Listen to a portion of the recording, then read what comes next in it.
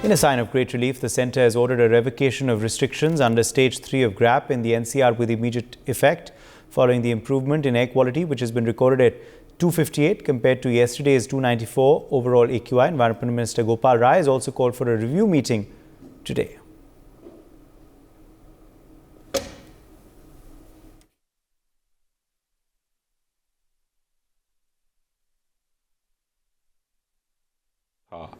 उसको देखते हुए ग्रैप 3 के नियम को जारी रखा गया था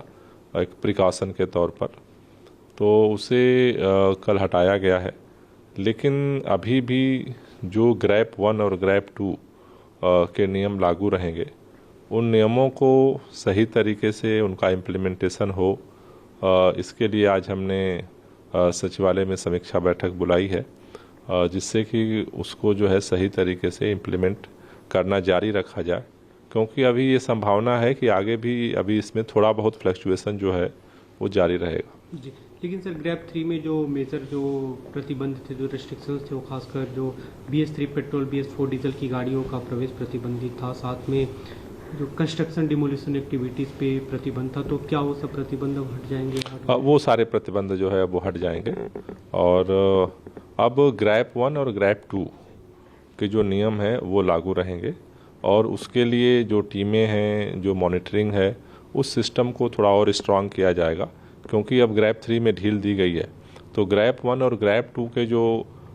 नियम हैं उनको स्ट्रांगली फॉलो किया जाए, जिससे कि आगे ऐसी स्थिति न पैदा हो कि ग्रैप 3 के नियम लागू करने पड़े। अगर आप सर बताएं कि क्या क्या प्रतिबंध थे जिनसे अब लोगों को एक तरह से सहूलियत मिली है? मुख्य तौर पर अगर देखो तो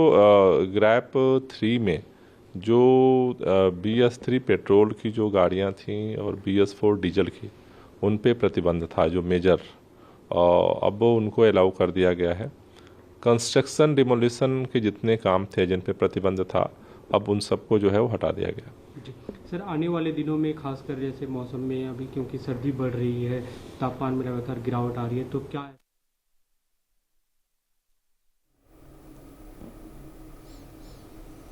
Naveen Nishant is joining us for more details on this story. Naveen, what all is on the agenda today? Reportedly, the Environment Minister of Delhi has called for a meeting.